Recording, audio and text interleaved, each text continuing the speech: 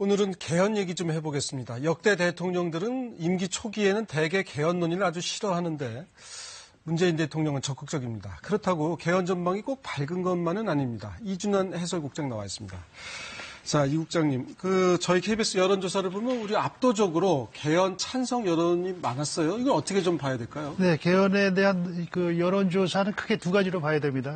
개헌 투표를 붙이는 국민투표 시기를 언제로 할 것이냐, 그리고 권력 구조를 어떻게 할 것이냐, 크게 두 가지로 나눠서 봐야 되는데, 먼저 KBS 여론조사에서 개헌 국민투표 시기에 대해서는 지방선거와 동시에 실시하는 것에 대한 설문이었습니다. 그 부분에 대해서 이제 80% 이상의 어떤 찬성하는 응답률이 나왔는데, 그러니까 결국은 개헌의 당위성에 대해서는 전반적으로 폭넓게 공감대를 가지고 있다고 볼 수는 있겠습니다만은 다른 매체들 연말 여러 다양한 여론조사에서 보면은 개헌 시기에 대해서 꼭 지방선거 실시와 함께 하느냐, 아니면 2020년에 국회의원 총선거 하느냐, 아니면 2022년 문재인 정부 임기 내에 하느냐 하는 여러 가지 시기를 세분화해서 또 설문조사를 한 것들도 있습니다. 그런 범위 내에서는 일치성을 갖는 의미가 아직까지는 찾아보기 좀 어렵습니다.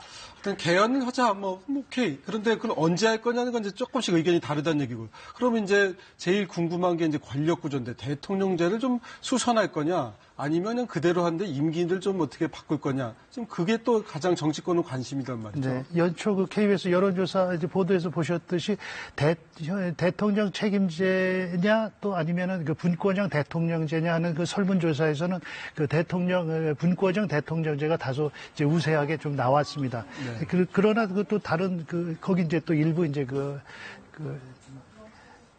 내각제 선호에 대한 의견도 좀 있었고요. 그런데 다른 조사들을 보면은 이제 현행의 5년 단임제냐 아니면 4년 중임제 대통령제를 선호하느냐 하는 이런 설문조사들을 보면 또 이제 4년 중임제를 좀 선호하는 의견들이 좀 있고요. 이런 걸로 봐가지고는 현재까지 권력 구조에 관한 문제도 아직까지 국민들이 정확하게 인식하거나 공감대를 갖고 있는 어떤 의견들을 좀 집약하기는 좀 어려운 상황이라고 볼 수 있겠습니다. 지금서부터 사실 이제 언론에서도 좀 더 폭넓은 대화라든가 이런 토론이 필요한 대목일 거예요. 정치권에서는 사실은 지금 당장 홍준표 대표는 지방선거에 연계하면 우리가 불리하다 이렇게 생각해서 그런지 반대하잖아요. 입장들을 제각각이고요. 네, 말씀하신 대로 이제 개헌을 위한 국민투표 시기에 대해서는 이제 지금 여야 간 또는 정치권에서 입장들이 좀 다릅니다. 민주당은 개헌과 지방선거 동시 실시는 지난 대선 때 후보 간의 공통된 공약이 아니었냐 이러면서 한국당을 좀 압박하고 있고요.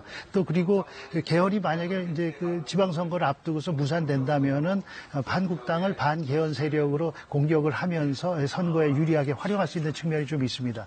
반면에 한국당은 지방선거가 현 정부에 대한 중간평가 성격을 갖고 있기 때문에 개헌에 관한 국민투표를 같이 실시하면 그 의미가 좀 퇴색할 것이고, 그다음에 전반적으로 국민투표의 경우에는 찬성률이 높게 나오기 때문에 지방선거에도 정부 여당에 유리하게 작용할 것이 아니냐 하는 그런 판단이 지금 작용하고 있다고 볼 수 있겠습니다.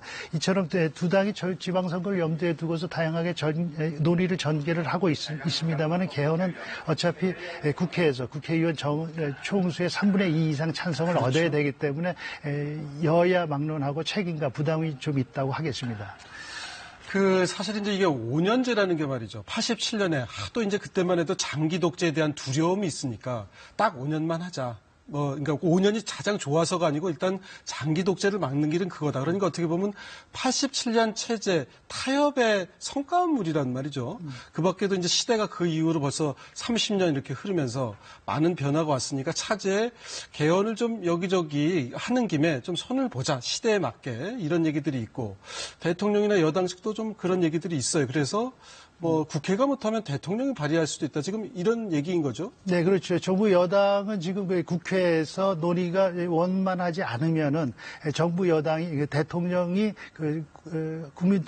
헌법 개정을 제출할 수 있기 때문에 대통령의 발의도 이제 검토하고 있다 이렇게 얘기들을 하면서 압박을 좀 하고 있습니다. 그리고 말씀하신 대로 문재인 대통령은 기회가 있을 때마다 예컨대 5.18 정신이라든가 촛불 정신을 헌법 개정안에 담겠다. 그다음에 자치제도 같은 경우도 지방 분권 정도의 지방 정부라고 표현할 정도의 수준으로 확대하겠다. 뭐 이런 다양한 얘기들을 지금 하고 있고 아마도 내부적으로도 이제 그 개헌안에 대한 전체적인 틀을 이 권력 구조뿐 아니라 다른 것까지도 지금 포함해서 검토하고 있는 것으로 보입니다만은 결국은 이게 국회에서 동의가 되지 않으면 현실성은 사실 떨어진다고 볼 수 있겠습니다.